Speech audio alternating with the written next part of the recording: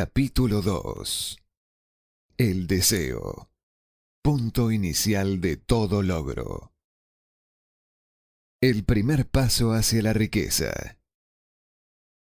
Cuando Edwin C. Burns descendió del tren de carga en Orange, New Jersey, hace más de 30 años, quizás parecía un vagabundo. Sin embargo, sus pensamientos eran los de un rey. Mientras se dirigía desde los rieles del ferrocarril a la oficina de Thomas A. Edison, su mente trabajaba sin descanso. Él lograba verse a sí mismo parado frente a Edison. Se escuchaba a sí mismo solicitándole al señor Edison una oportunidad para llevar a cabo la única e intensa obsesión de su vida. Un deseo ardiente de convertirse en socio en los negocios del gran inventor. El deseo de Burns no era una mera esperanza, era un entusiasta y vibrante deseo que trascendió a cualquier cosa. Era claro y determinante. El deseo no era nuevo cuando se le acercó él a Edison. Este había sido su deseo dominante por un largo período. En un comienzo, cuando el deseo apareció por primera vez en su mente, debe haber sido, probablemente lo fue, solo un deseo. No obstante, no era solo un deseo cuando se apareció frente a Edison con él. Algunos años después, Edwin C. Burns estuvo parado nuevamente frente a Edison, en la misma oficina donde por primera vez conoció al inventor. Esta vez su deseo se había convertido en realidad. Ya era socio de Edison. El sueño dominante de su vida se había hecho realidad. Hoy, personas que conocen a Burns lo envidian debido al quiebre que produjo en su vida. Ellos lo ven en sus días de gloria, sin tomarse la molestia de investigar las causas de su éxito. Burns tuvo éxito porque eligió un objetivo claro. Puso toda su energía, todo el poder de su voluntad y toda su energía en pos de dicho objetivo. No se convirtió en socio de Edison el día en que llegó. Se contentó con partir en el más humilde trabajo, en la medida en que éste le proveyese la oportunidad de tomar inclusive un solo paso hacia su anhelado fin. Pasaron 5 años antes de que la ocasión que estaba buscando hiciera su aparición. A lo largo de dichos años, no hubo ni siquiera un rayo de esperanza. Ni una sola promesa de lograr su deseo se le había presentado. Para cualquiera, excepto para él, parecía solamente otro rodamiento en la rueda de los negocios de Edison. Pero, en su propia mente, él era el socio de Edison en todo momento. Desde el primer día en que fue a trabajar ahí, por primera vez. Es una ejemplificación notable del poder de un deseo claro. Burns logró su meta porque anhelaba ser socio del señor Edison más que cualquier otra cosa. Creó un plan con el cual lograr dicho propósito. Y muy importante, quemó todos los puentes tras él. Mantuvo su deseo hasta que se convirtió en la obsesión dominante en su vida y posteriormente un hecho. Cuando fue a Orange, no se dijo a sí mismo, voy a tratar de convencer a Edison para que me dé algún tipo de trabajo, el que sea. Él dijo, veré a Edison y le avisaré que he venido a ser su socio. Él no dijo, voy a trabajar ahí por unos pocos meses y si es que no tengo estímulos, renunciaré y buscaré un empleo en otro lado. Él dijo, partiré donde sea, haré lo que Edison me diga y antes de que me dé cuenta, me convertiré en su socio. Él no dijo, voy a mantener mis ojos abiertos a otra oportunidad, en caso de que falle en obtener lo que quiero en la empresa de Edison.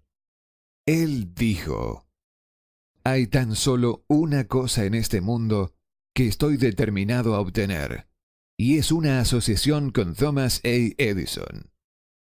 Voy a quemar todos los puentes tras de mí y arriesgar todo mi futuro en mi capacidad para alcanzar lo que busco. Él no dejó posibilidad alguna para retroceder. Tenía dos posibilidades: vencer o perecer. Esa es toda la historia del éxito de Burns. Hace mucho tiempo, un gran guerrero enfrentó una situación en la cual tuvo que tomar una decisión que aseguró su éxito en el campo de batalla.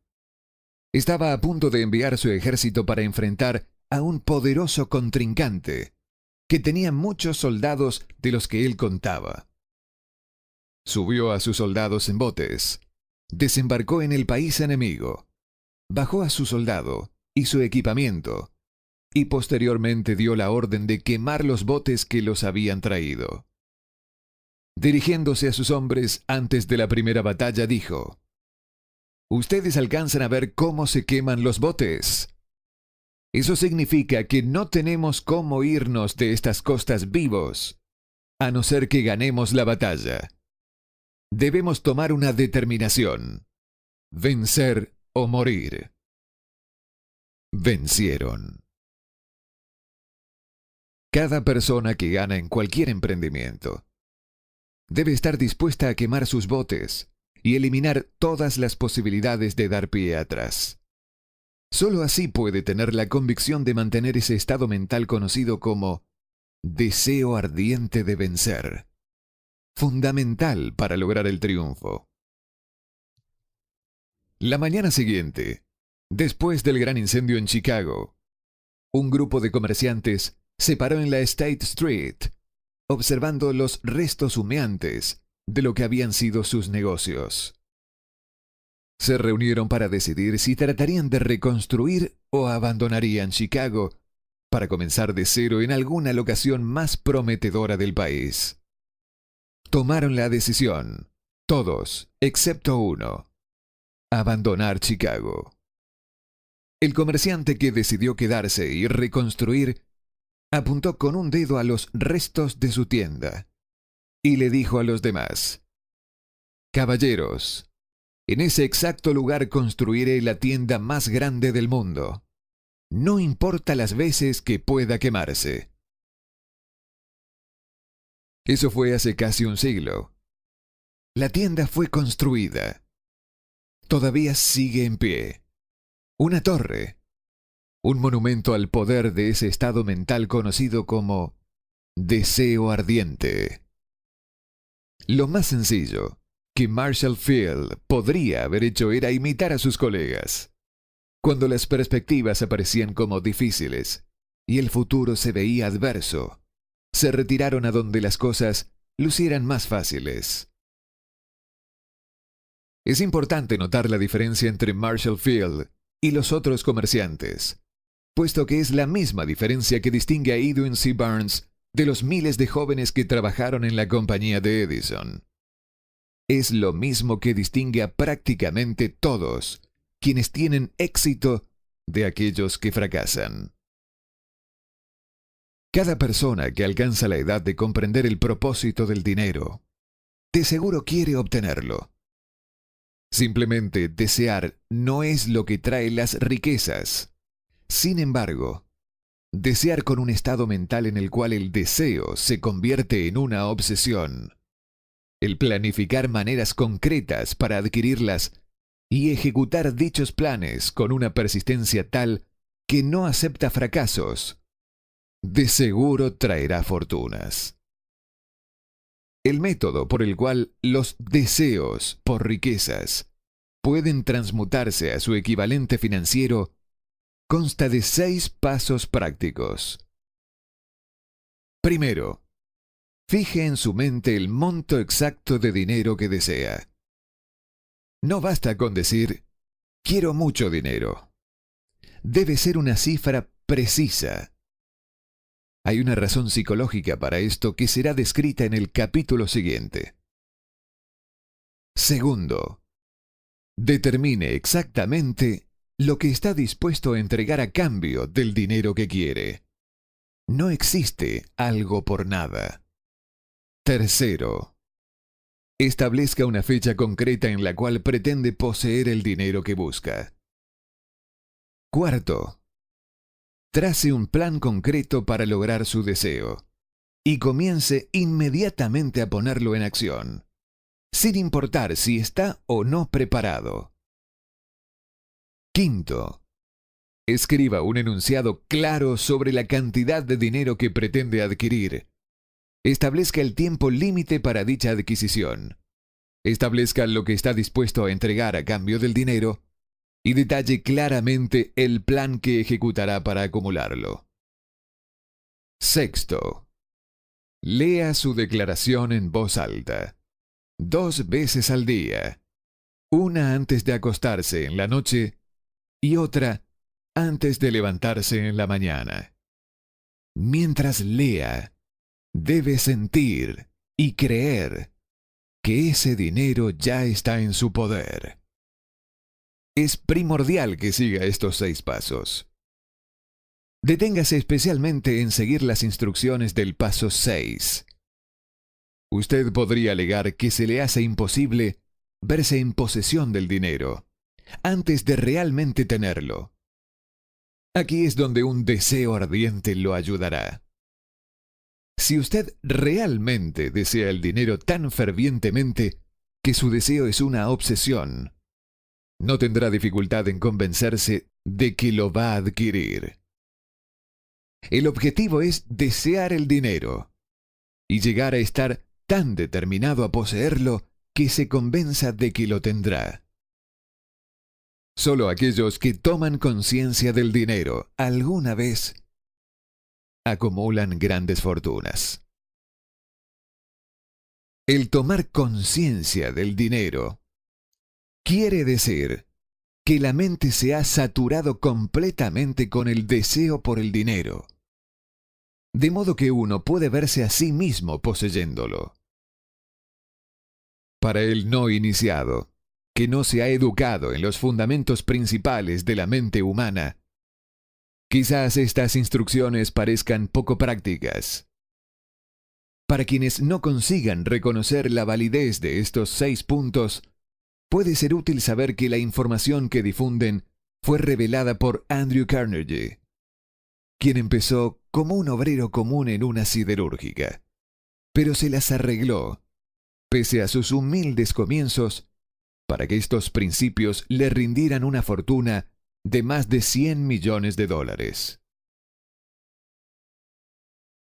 Como ayuda adicional, quizá le sirva saber que los 6 puntos recomendados aquí fueron detenidamente analizados por el fallecido Thomas A. Edison, quien puso su sello de aprobación en ellos, por ser esenciales no solo para la acumulación de dinero, sino para la obtención de cualquier meta. Estos pasos no implican un trabajo duro, tampoco sacrificio. No exigen que uno se vuelva ridículo ni crédulo. Su aplicación no requiere de mucha escolaridad. Sin embargo, el éxito en la aplicación de estos 6 pasos necesita de la imaginación suficiente que permita ver y comprender que la acumulación de dinero no puede ser dejada al azar. Uno no debe tomar conciencia de que todos quienes han acumulado grandes fortunas primero tuvieron una cierta medida de sueños, anhelos, deseos y planificación antes de que pudiesen adquirirla. A estas alturas, usted deberá saber que nunca tendrá riquezas en grandes cantidades a menos que pueda llegar a ser la viva expresión del deseo quemante por el dinero y que realmente crea que lo poseerá.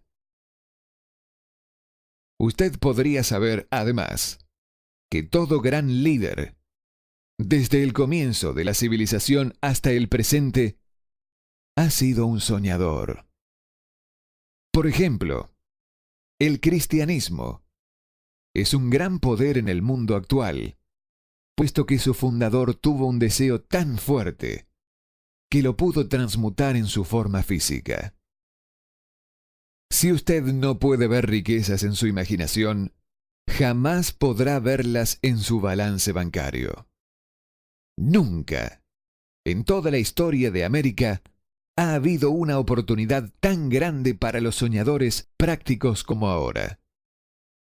El colapso económico de 6 años ha reducido a todos los hombres substancialmente al mismo nivel. Está a punto de nacer una nueva raza. Las apuestas representan enormes fortunas que se acumularán dentro de los próximos 10 años. Las reglas de la raza han cambiado, debido a que ahora vivimos en un mundo cambiante, que definitivamente favorece a las masas. Aquellos que han tenido poca o ninguna oportunidad para ganar bajo las condiciones existentes durante la depresión, cuando el miedo paralizó el progreso y el crecimiento. A nosotros, que nos encontramos en esta carrera por la obtención de riquezas, debería motivarnos el hecho de que este cambiado mundo en el cual vivimos demanda nuevas ideas, nuevas maneras de hacer las cosas, nuevos liderazgos, nuevos inventos, nuevos métodos para enseñar, nuevos métodos de mercadeo, nuevos libros, nueva literatura, nuevos programas de radio, nuevas ideas para películas.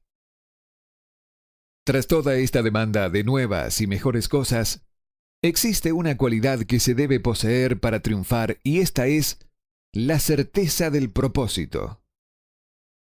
El conocimiento de lo que uno quiere y el deseo ardiente de poseerlo.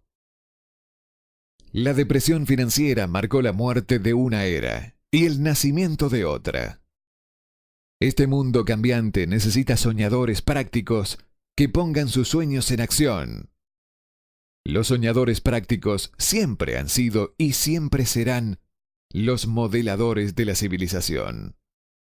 Los que deseamos acumular riqueza debemos recordar que los verdaderos líderes del mundo han sido siempre hombres que han sabido dominar, para su uso práctico, las fuerzas invisibles e intangibles de la oportunidad que está por surgir, y han convertido esas fuerzas o impulsos de pensamiento en rascacielos, fábricas, aviones, automóviles y toda forma de recursos que hacen la vida más llevadera.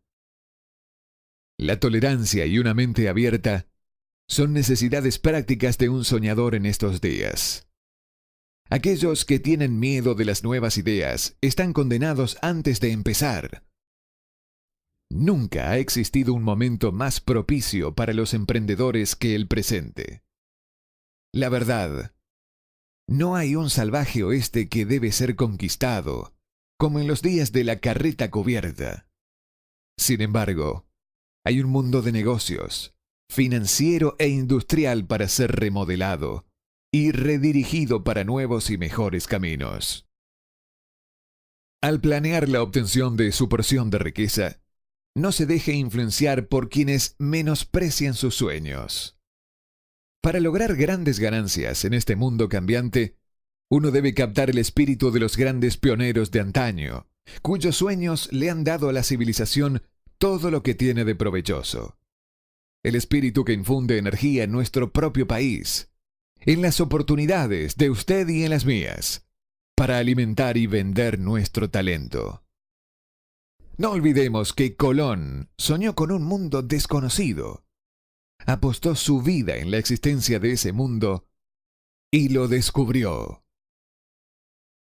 Copérnico, el gran astrónomo, soñó con una multiplicidad de mundos y los reveló.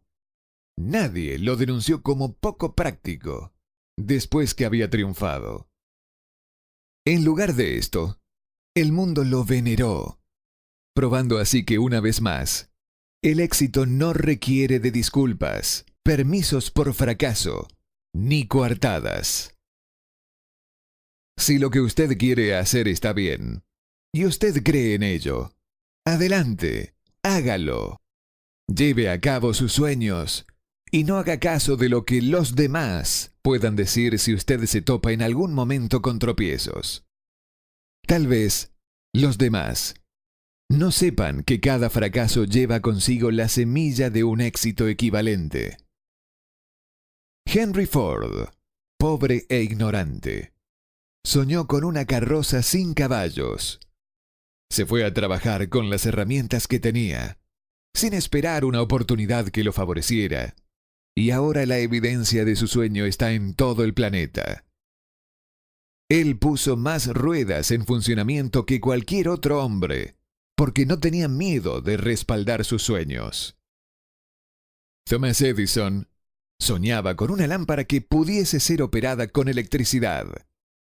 Empezó donde estaba parado y puso su sueño en acción. A pesar de más de 10.000 fallas, perseveró en su sueño hasta que lo convirtió en una realidad física. Los soñadores prácticos no claudican. Whelan soñaba con una cadena de tiendas de cigarros. Transformó su sueño en acción, y ahora las United Cigar Stores ocupan algunas de las mejores locaciones de las ciudades estadounidenses. Lincoln soñó en libertad para los esclavos de color. Puso su sueño en acción y casi no vivió para ver un norte y sur unidos que tradujeron su sueño en realidad. Los hermanos Wright soñaron con una máquina que volase a través del aire. Hoy en día podemos ver la evidencia por todas partes de que sus sueños se han cumplido. Marconi soñaba con un sistema para dominar las intangibles fuerzas del éter. Las pruebas de que no soñaba en vano podemos encontrarlas en cada aparato de radio que existe en el mundo. Quizá le interese saber que los amigos de Marconi lo pusieron bajo custodia y fue examinado en un hospital para psicópatas cuando anunció que había descubierto un principio mediante el cual podría enviar mensajes a través del aire, sin la ayuda de cables ni algún otro medio físico de comunicación. A los soñadores de hoy en día les va mejor. El mundo está lleno de una abundancia de oportunidades que los soñadores del pasado jamás conocieron. Un deseo ardiente de ser y de hacer es el punto inicial desde el cual el soñador debe lanzarse. Los sueños no están hechos de apatía, pereza, ni falta de ambición. El mundo ya no se burla del soñador, ni los llama utópicos. Si piensa que sí lo son, viaje a Tennessee y sea testigo de lo que un presidente soñador ha hecho en la forma de aprovechar y usar el gran poder del agua de América. Muchos años atrás, un sueño como este podría haber parecido una chifladura. Usted se ha desilusionado, ha sido derrotado durante la depresión, ha sentido que su gran corazón se ha roto hasta sangrar. Tenga coraje, ya que estas experiencias han dispuesto el metal espiritual del cual usted está hecho.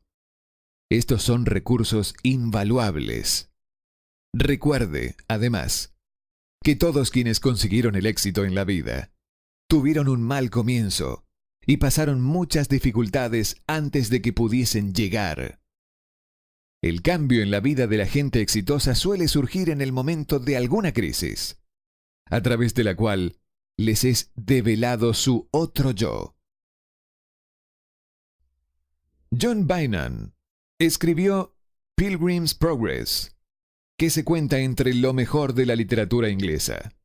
Después de haber estado confinado en prisión y haber sido fuertemente castigado a causa de sus ideas sobre la religión.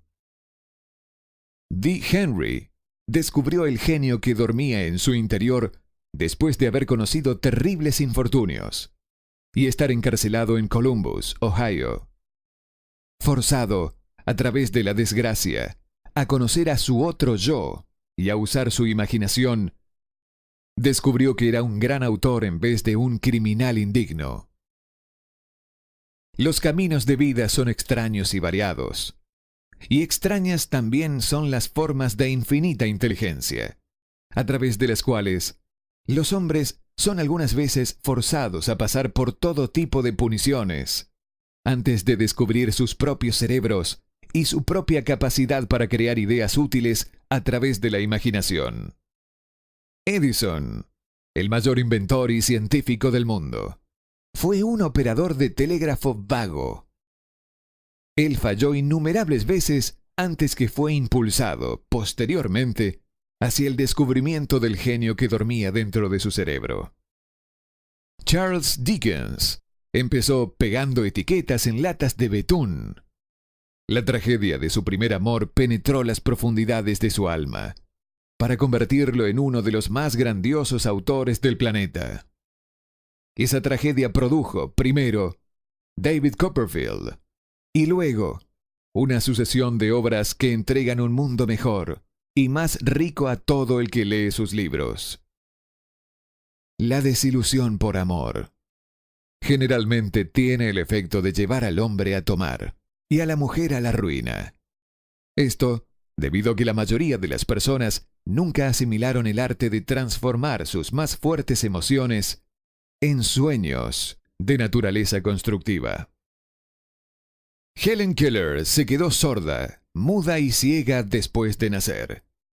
Pese a su terrible adversidad, ha escrito su nombre con letras indelebles en las páginas de la historia de los grandes. La totalidad de su vida es una evidencia de que nadie está vencido hasta que la derrota es aceptada como una realidad. Robert Burns era un campesino analfabeto. Sufrió la maldición de la pobreza y creció para ser un borracho. El mundo fue mejor gracias a su vida, porque vistió de prendas hermosas sus pensamientos poéticos y, por tanto, arrancó un espino para plantar un rosal en su lugar. Booker T. Washington nació en la esclavitud, discapacitado por raza y color. Debido a que él era tolerante, tenía una mente abierta en todo momento y era un soñador. Dejó su impresión de humanidad en toda una raza. Beethoven era sordo y Milton ciego, pero sus nombres perdurarán en el tiempo, porque soñaron y tradujeron sus sueños en ideas constituidas. Antes de pasar al siguiente capítulo, encienda nuevamente en su mente el fuego de la esperanza, fe, coraje y tolerancia. Si tiene estos estados de mente y un conocimiento de trabajo de los principios explicados, todo lo otro que usted necesita vendrá a usted, cuando usted esté listo para ello. Deje a Emerson afirmar el pensamiento en estas palabras. Cada proverbio, cada libro, refrán que te pertenece para la ayuda y confort, seguramente vendrá a casa a través de pasajes abiertos. Cada amigo que no tiene un deseo fantástico, sino que una gran y tierna alma en su súplica, se deberá encerrar en su aceptación. Existe una diferencia entre desear algo y estar listo para recibirlo. Nadie está listo para algo hasta que cree fehacientemente que lo puede conquistar. El estado mental debe ser de creencia absoluta, no simplemente esperanza o anhelo. Tener apertura de mente es esencial para tener creencia total. Las mentes cerradas no inspiran fe, ni coraje, ni creencia absoluta. Recuerde, no se requiere más esfuerzo para apuntar alto en la vida, para reclamar abundancia y prosperidad, del que hace falta para aceptar la miseria y la escasez. Un gran poeta ha expresado acertadamente esta verdad universal en unas pocas líneas. Negocié 1 centavo a la vida, y la vida no me dio más.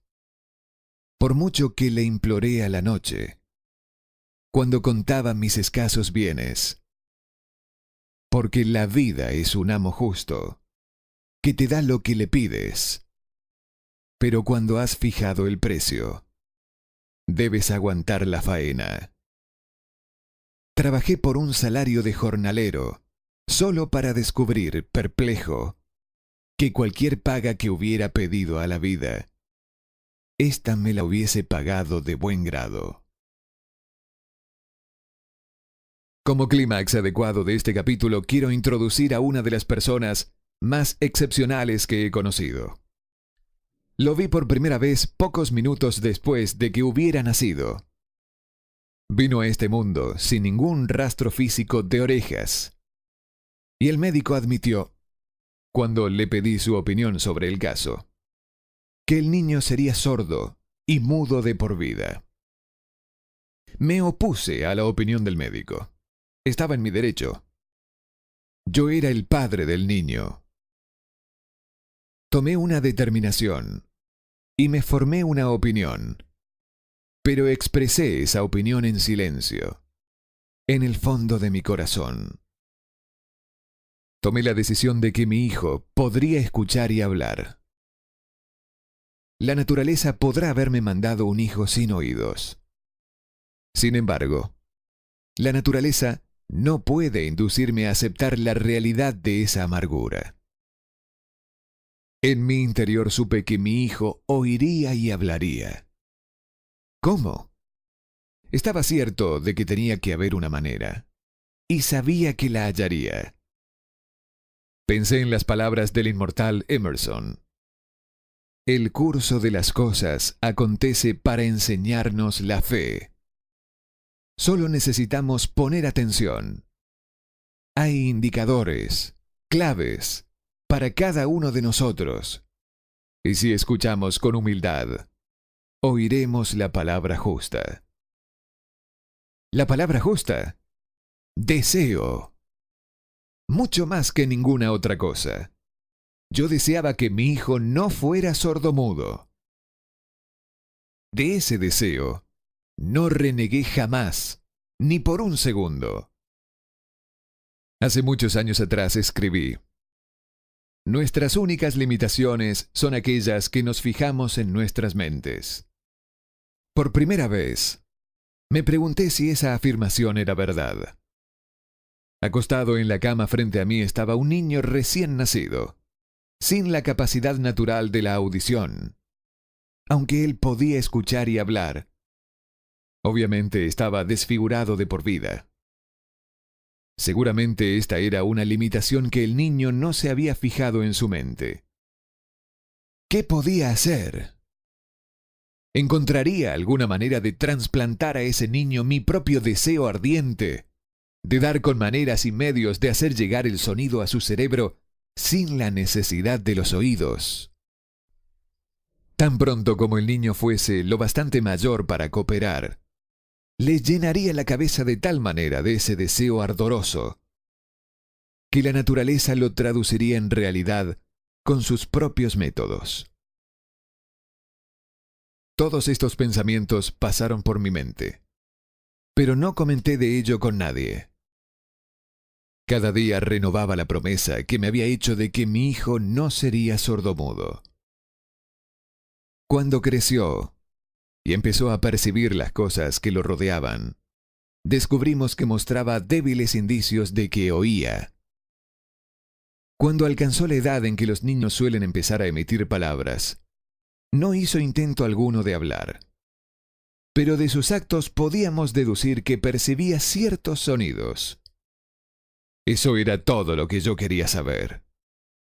Estaba convencido de que, si podía oír, aunque fuese débilmente, sería capaz de desarrollar una mayor capacidad auditiva.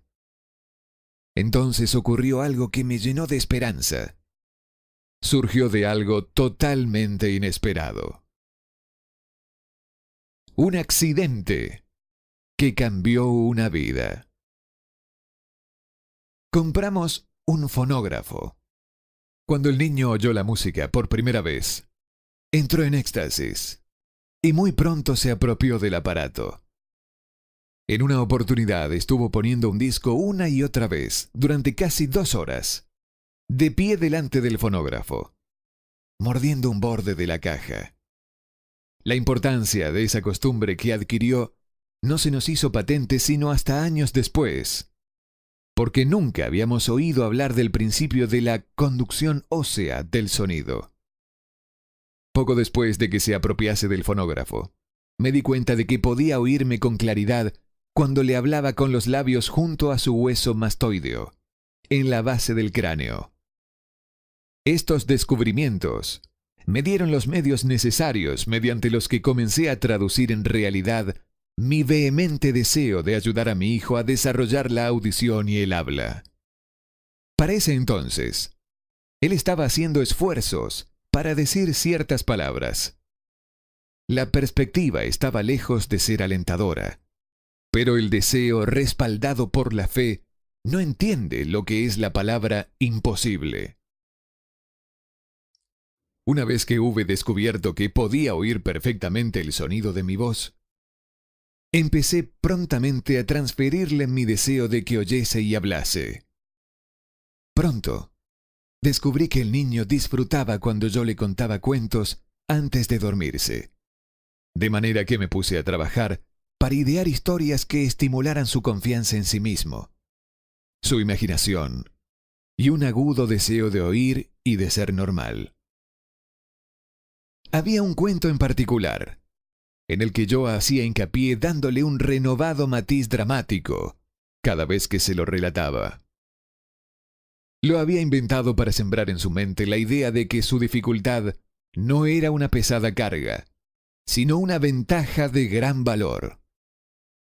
Pese al hecho de que todas las maneras de pensar que yo había examinado señalaban que cualquier adversidad contiene la semilla de una ventaja equivalente, debo confesar que no tenía ni la menor idea de cómo se podía convertir esa dificultad en una ventaja.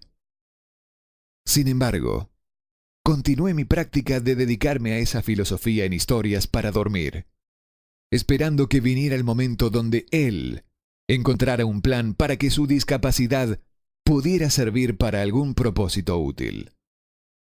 La razón me decía claramente que no había compensación alguna por la falta de oídos y equipo de audición natural.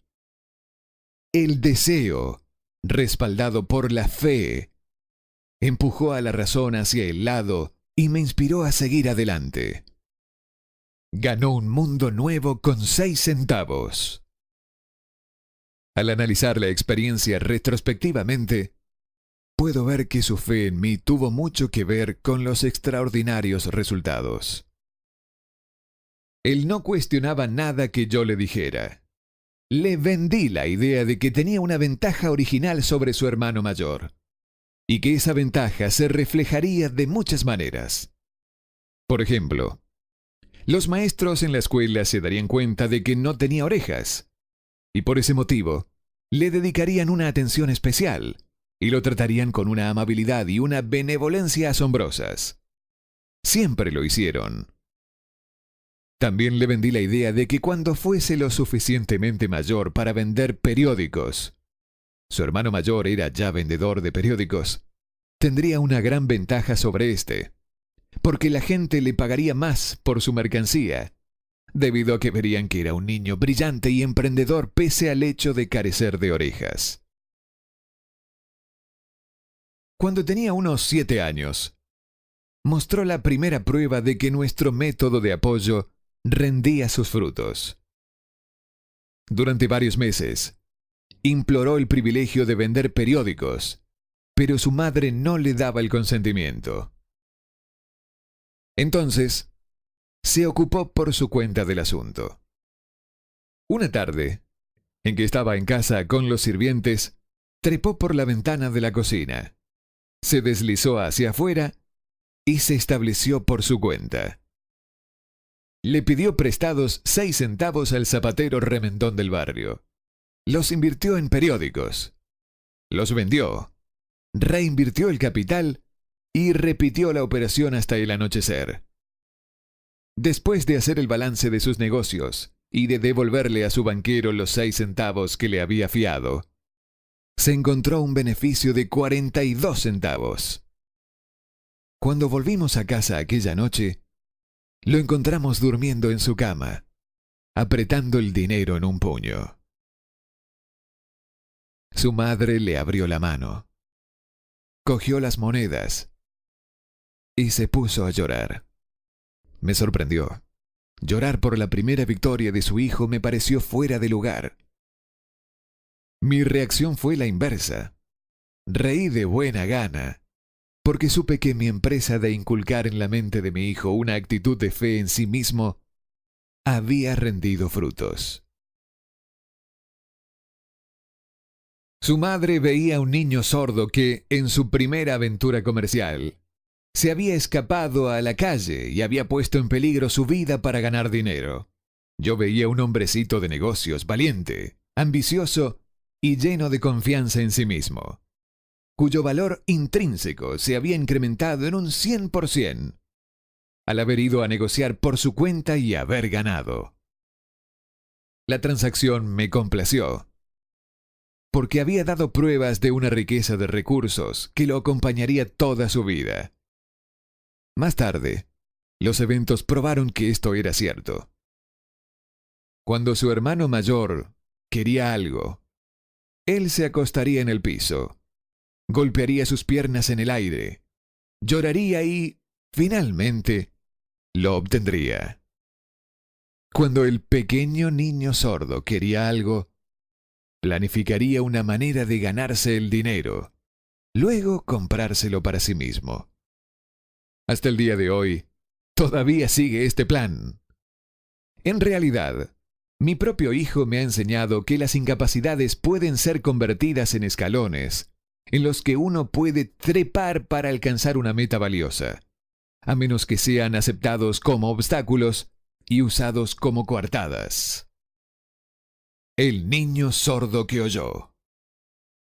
El pequeño sordo asistió a la escuela, al instituto y a la universidad, sin que fuese capaz de oír a sus maestros, excepto cuando le gritaban fuerte a corta distancia. No lo llevaron a una escuela para sordos. No le permitimos que aprendiese el lenguaje de los sordomudos. Habíamos decidido que viviese una vida normal y mantuvimos esa disposición, aunque nos costó muchas discusiones acaloradas con funcionarios escolares. Cuando estaba en el instituto, probó un aparato eléctrico para mejorar la audición. Pero no le dio resultado debido a que nosotros creemos que es por una condición expuesta cuando el niño tenía 6 años de edad, por el doctor J. Gordon Wilson de Chicago, cuando él operó un lado de la cabeza del niño y vio que no había señales del equipo de audición natural. Durante su última semana en la universidad, sucedió algo que marcó el hito más importante de su vida. En lo que pareció una mera casualidad, entró en posesión de otro aparato eléctrico para oír mejor, que le remitieron para probar. Estuvo indeciso en probar el aparato, debido a su decepción con otro similar. Finalmente lo tomó, se lo puso en la cabeza, le conectó las baterías y... ¡sorpresa! Como por arte de magia, su deseo de toda la vida de oír normalmente se convirtió en realidad. Por primera vez oía tan bien como cualquier persona con audición normal. Alborozado con el mundo diferente que acababa de percibir a través de ese aparato auditivo, se precipitó al teléfono, llamó a su madre y oyó su voz a la perfección. Al día siguiente, oía con claridad las voces de sus profesores en clase. Por primera vez en su vida, también, mi hijo podía charlar con la gente, sin necesidad de que le hablaran con voz de trueno. Realmente, había entrado en posesión de un mundo distinto. El deseo había comenzado a pagar dividendos, pero la victoria todavía no era cabal.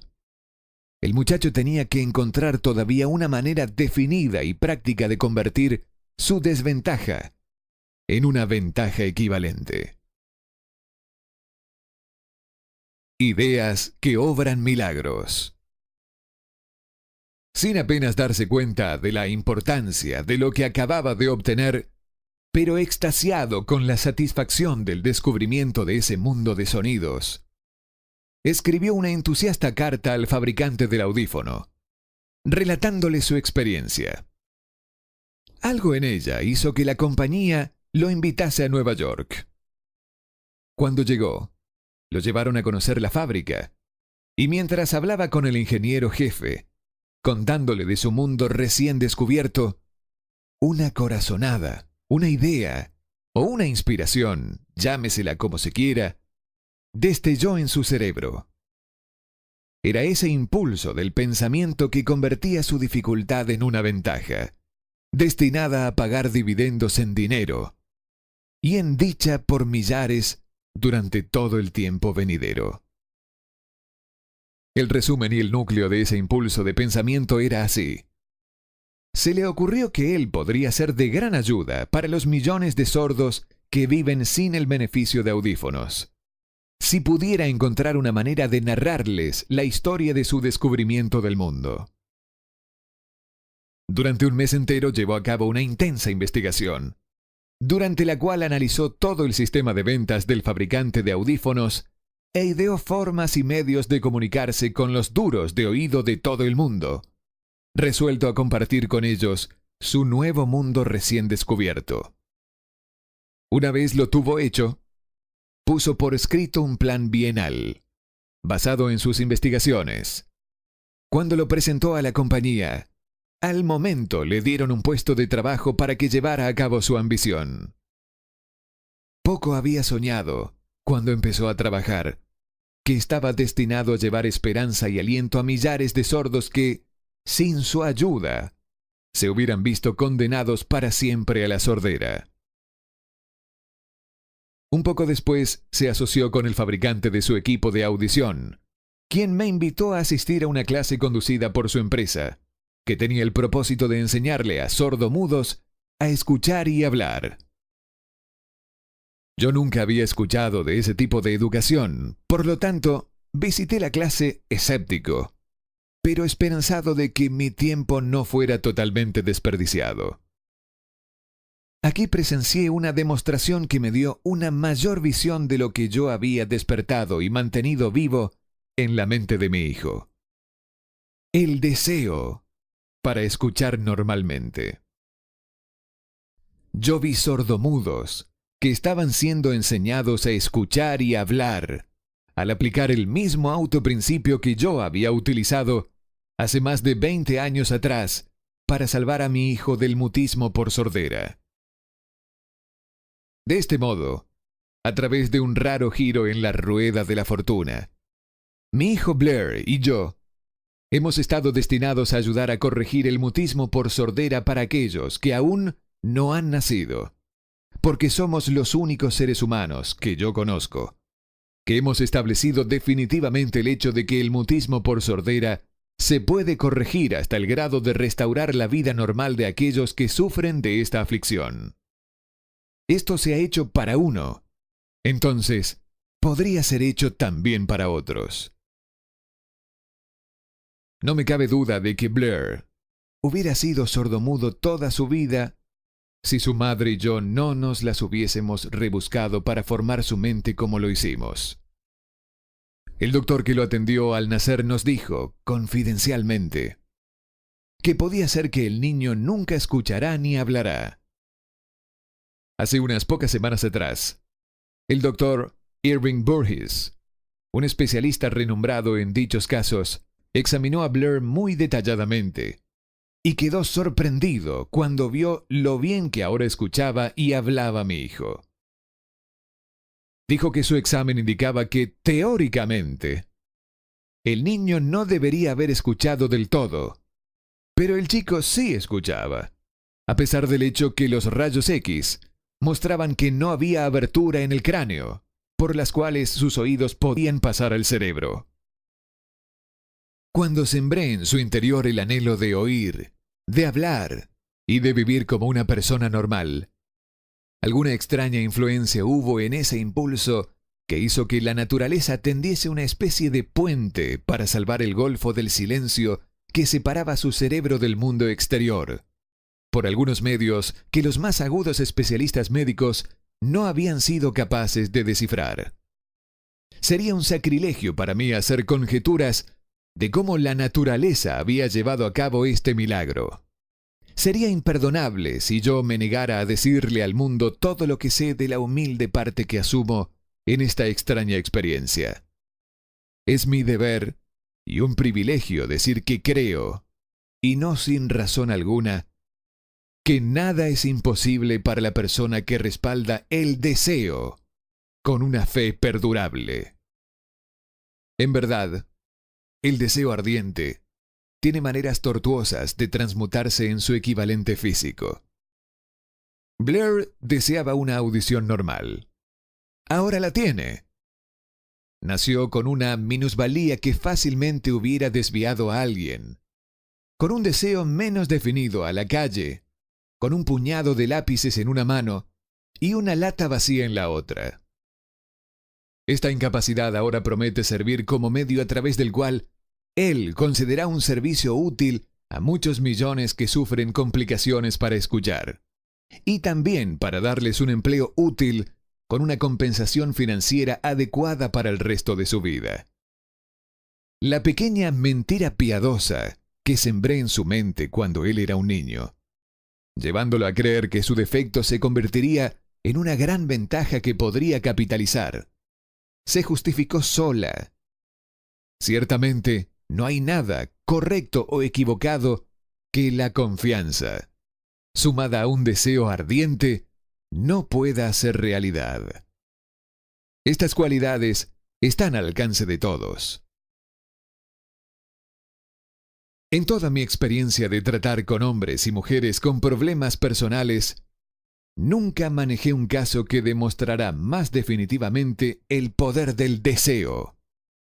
Los autores algunas veces cometen el error de escribir sobre temas que conocen muy poco o solo superficialmente. Ha sido mi buena fortuna el haber tenido el honor de probar la solidez del poder del deseo a través de la aflicción de mi propio hijo. Tal vez fue providencial que la experiencia viniera como lo hizo. Ciertamente nadie está mejor preparado que él de servir como un ejemplo de lo que pasa cuando el deseo es puesto a prueba. Si es que la madre naturaleza se doblega al poder del deseo, es lógico que el hombre puede derrotar a un candente deseo. El poder de la mente humana es extraño e imponderable. No entendemos el método por el cual usa cada circunstancia, cada persona, cada cosa física dentro de su alcance, como un medio de transformar el deseo en su contrapartida material. Tal vez la ciencia descubrirá este misterio. Yo le implanté en la mente de mi hijo el deseo de escuchar y hablar como cualquier persona normal. Este deseo ahora se volvió una realidad. Le implanté en su mente el deseo de convertir su mayor discapacidad en su mayor recurso. Ese deseo ha sido realizado. La forma de operar a través de la cual fue alcanzado este sorprendente resultado no es muy difícil de describir. Consistió en 3 hechos muy definitivos. Primero, yo mezclé la fe con el deseo de escuchar normalmente que le traspasé a mi hijo. Segundo, le comuniqué mi deseo a él en toda forma concebible que estaba disponible a través de esfuerzos persistentes y continuos durante varios años. Tercero, él creyó en mí. La química mental hace magia. Un breve párrafo en un despacho de noticias en relación con Madame Schumann-Heink da la clave del estupendo éxito de esta mujer como cantante. Cito el párrafo porque la clave que contiene no es otra que el deseo. Al comienzo de su carrera, Madame Schumann-Heink visitó al director de la Ópera de Viena para que le realizara una prueba de voz. Pero él no la aprobó. Después de echar un vistazo a la desgarbada y pobremente vestida muchacha, dijo nada cordial. Con esa cara y sin ninguna personalidad, ¿cómo espera tener éxito en la ópera? Señorita, olvide esa idea. Compre una máquina de coser y póngase a trabajar. Usted nunca podrá ser cantante. Nunca es demasiado tiempo. El director de la Ópera de Viena sabía mucho sobre la técnica del canto. Sabía muy poco del poder del deseo. Cuando éste asume las proporciones de una obsesión. Si hubiera conocido mejor ese poder, no hubiese cometido el equívoco de condenar el genio sin darle una oportunidad. Hace varios años, uno de mis socios se enfermó. Se puso cada vez peor a medida que el tiempo transcurría y, finalmente, lo llevaron al hospital para operarlo. El médico me advirtió que había muy pocas probabilidades de que yo volviera a verlo con vida. Pero esa era la opinión del médico, y no la del paciente. Poco antes de que se lo llevaran al quirófano, me susurró con voz débil: «No se preocupe, jefe. En pocos días habré salido de aquí». Una enfermera me miró cabizbaja. Pero el paciente se recuperó satisfactoriamente. Cuando todo hubo terminado, su médico me dijo: «No lo salvó otra cosa que su deseo de vivir. Nunca hubiera salido de este trance si no se hubiese negado a aceptar la posibilidad de la muerte». Creo en el poder del deseo respaldado por la fe, porque he visto cómo ese poder elevaba a hombres desde comienzos humildes a posiciones de poder y riqueza. Lo he visto cómo saqueaba la tumba de sus víctimas, cómo servía de medio para que los hombres llevaran a cabo su rehabilitación después de haber fracasado en un centenar de formas distintas. Lo he visto darle a mi propio hijo una vida normal, feliz y llena de éxito, a pesar de que la naturaleza lo mandase a este mundo sin orejas. ¿Cómo se puede dominar y usar el poder del deseo? Eso queda explicado en este capítulo y los subsiguientes de este libro. Este mensaje está saliendo al mundo al final del más largo y tal vez más devastador período de depresión que América haya nunca conocido. Es razonable suponer que el mensaje llamará la atención de muchos que han sido heridos por la depresión, aquellos que han perdido sus capitales, otros que han perdido sus cargos, y muchos que deben reorganizar sus planes y preparar un retorno.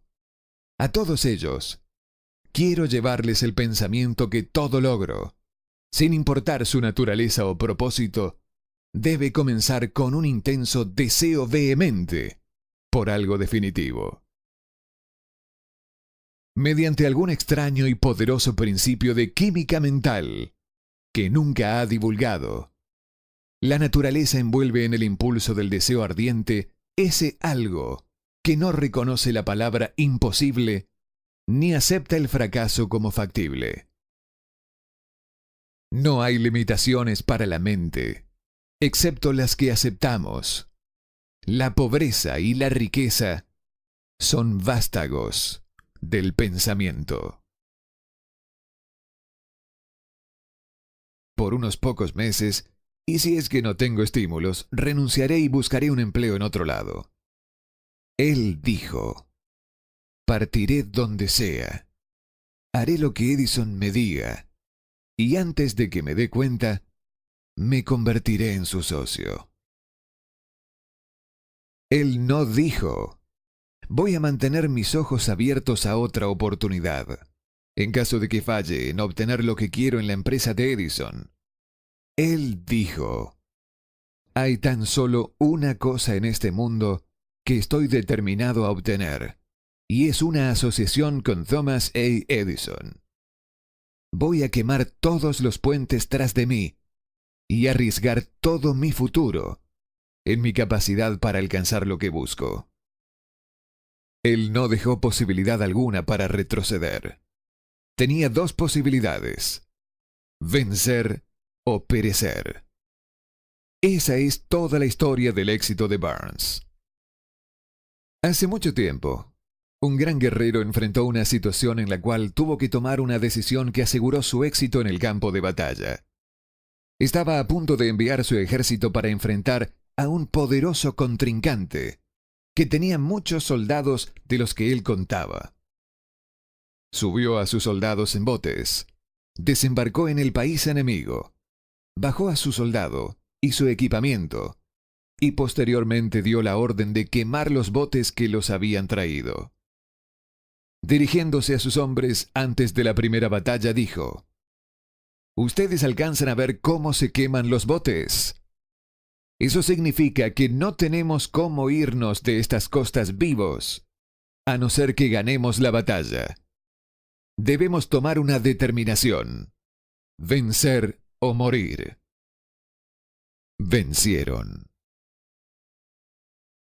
Cada persona que gana en cualquier emprendimiento debe estar dispuesta a quemar sus botes y eliminar todas las posibilidades que produjo en su vida. Ellos lo ven en sus días de gloria, sin tomarse la molestia de investigar las causas de su éxito. Burns tuvo éxito porque eligió un objetivo claro. Puso toda su energía, todo el poder de su voluntad y toda su energía en pos de dicho objetivo. No se convirtió en socio de Edison el día en que llegó. Se contentó con partir en el más humilde trabajo, en la medida en que éste le proveyese la oportunidad de tomar inclusive un solo paso hacia su anhelado fin.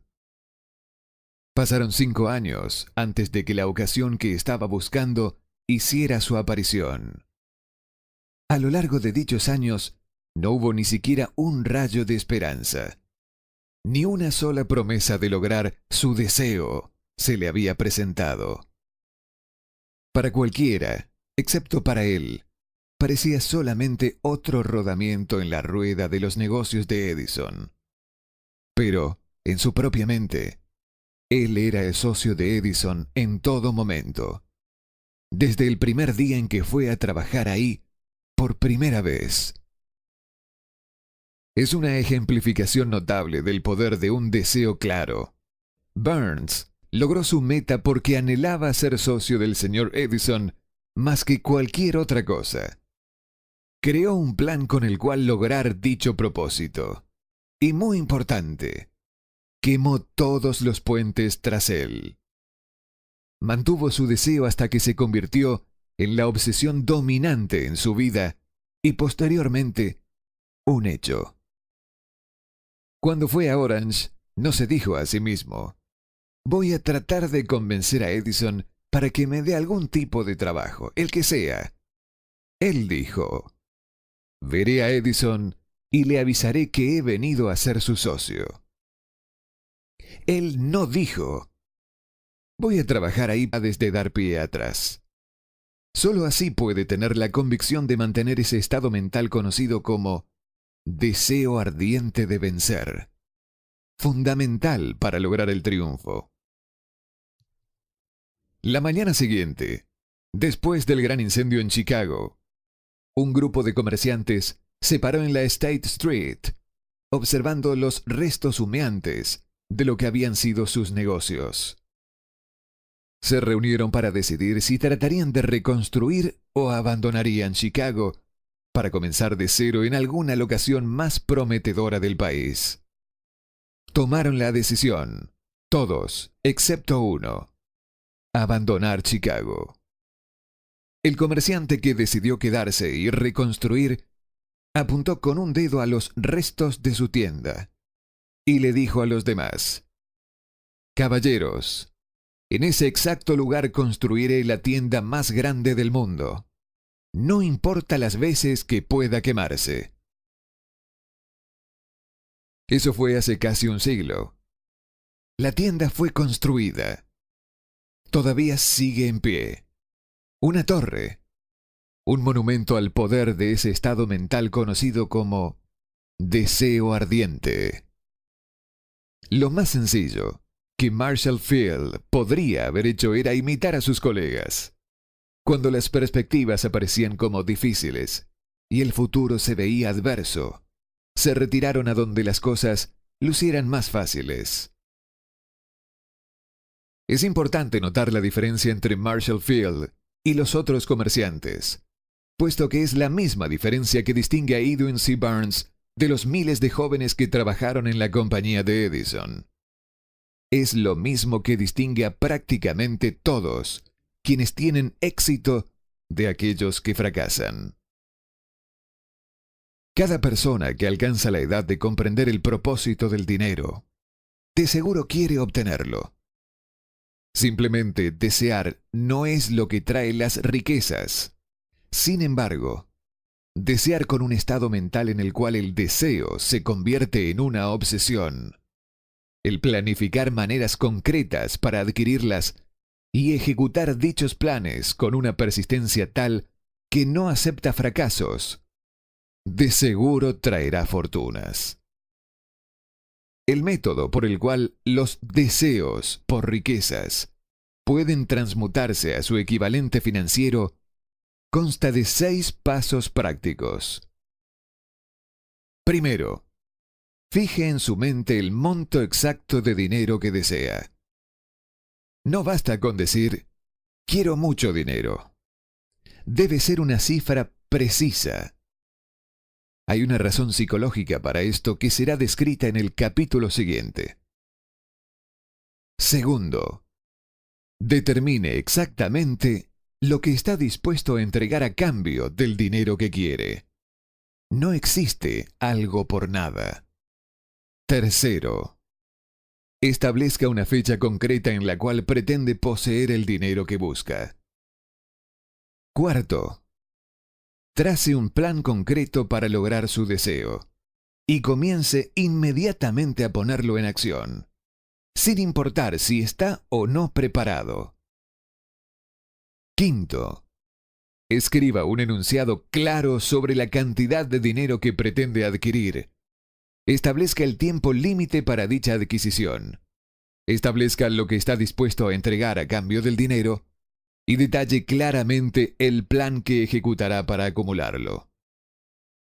Sexto, lea su declaración en voz alta, 2 veces al día, una antes de acostarse en la noche y otra antes de levantarse en la mañana. Mientras lea, debe sentir y creer que ese dinero... Capítulo 2. El deseo. Punto inicial de todo logro. El primer paso hacia la riqueza. Cuando Edwin C. Burns descendió del tren de carga en Orange, New Jersey, hace más de 30 años, quizás parecía un vagabundo. Sin embargo, sus pensamientos eran los de un rey. Mientras se dirigía desde los rieles del ferrocarril a la oficina de Thomas A. Edison, su mente trabajaba sin descanso. Él lograba verse a sí mismo parado frente a Edison. Se escuchaba a sí mismo solicitándole al señor Edison una oportunidad para llevar a cabo la única e intensa obsesión de su vida. Un deseo ardiente de convertirse en socio en los negocios del gran inventor. El deseo de Burns no era una mera esperanza, era un entusiasta y vibrante deseo que trascendió a cualquier cosa. Era claro y determinante. El deseo no era nuevo cuando se le acercó él a Edison. Este había sido su deseo dominante por un largo período. En un comienzo, cuando el deseo apareció por primera vez en su mente, debe haber sido, probablemente lo fue, solo un deseo. No obstante, no era solo un deseo cuando se apareció frente a Edison con él. Algunos años después, Edwin C. Burns estuvo parado nuevamente frente a Edison, en la misma oficina donde por primera vez conoció al inventor. Esta vez su deseo se había convertido en realidad. Ya era socio de Edison. El sueño dominante de su vida se había hecho realidad. Hoy, personas que conocen a Burns lo envidian debido al quiebre